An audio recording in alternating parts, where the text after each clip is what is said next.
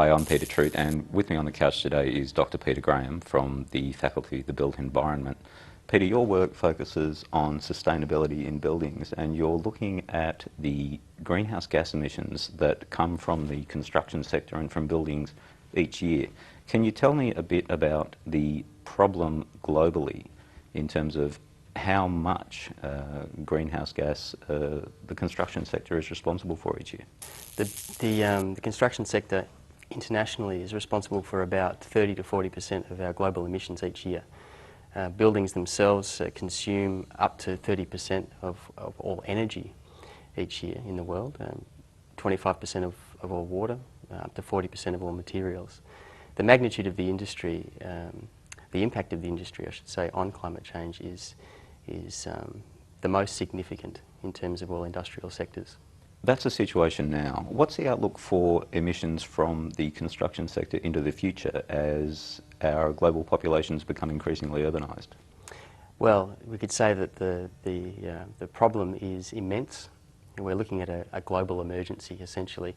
If you look at countries like China and India, which are adding the equivalent of our building stock in Australia each year as new construction, the emission signature from cities globally is going to increase rapidly. At the same time, the Intergovernmental Panel on Climate Change is telling us we have to reduce our emissions by between 50 to 85% in the next 15 years. The only way countries are going to be able to achieve that is to radically improve the energy efficiency of buildings and, by extension, the energy efficiency of cities, and switch to non-fossil fuel-based energy and diversified energy. If we don't do that, we're not going to be able to avoid the worst-case scenarios of climate change. You've been working in Paris for the last 2 years with the UN's SBCI. Can you tell us what that body is and what work they're doing? Sure. Well, SBCI stands for the Sustainable Buildings and Climate Change Initiative, and it's a program which runs through the United Nations Environment Program. It's a partnership between global companies worldwide, the public sector, governments, and also government-based research organisations in partnership with the UN. And the idea is to provide a common platform for reaching consensus on important issues that will help mainstream sustainable buildings in general, and in particular help the industry to rapidly reduce its greenhouse gas emissions. The other component of this is to provide the industry with a voice at the table of the climate change negotiations which are going on this year, and which will, we hope, conclude in a new agreement on reducing greenhouse gas emissions in Copenhagen in December. The SBCI has been working to develop a set of global guidelines which set out the core issues that need to be considered by the building industry in order to make a contribution to sustainable development. And we have also been working with our members and partners to develop common metrics, common ways of measuring greenhouse gas emissions from the building sector.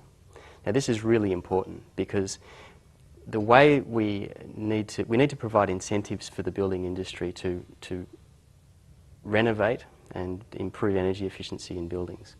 A key way of doing that is to enable the industry to trade in the emissions reduced by investing in energy efficiency. In order to do that, you have to be able to measure the greenhouse gas emissions that building projects or built environments actually produce. Step one, it's called a baseline. And then you have to be able to account for the difference that the that the energy efficiency renovations make. And so we're working on metrics, ways of being able to calculate the emissions from buildings to enable things like carbon trading. The faculty is well placed to provide insight into what it takes to create sustainable cities. Can you tell us about the work that is being done within FBE? Well, the Faculty of the Built Environment is a multidisciplinary faculty and basically has carriage for educating all of the professions that shape and operate the built environment. The faculty has a research centre called the City Futures Research Centre, which is focusing on providing interdisciplinary capacity to solve these tricky problems like climate change, and particularly looking at the urban scale.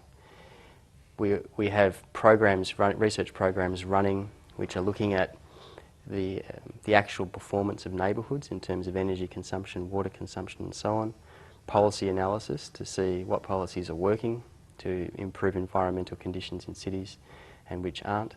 And now with the work that I've been doing for UNEP and the capacity in looking at building performance and from using globally consistent frameworks, we're in a position now to really offer a range of strategic research looking at the performance of the building sector from everything from the level of the building through to the level of the neighbourhood through to the level of cities.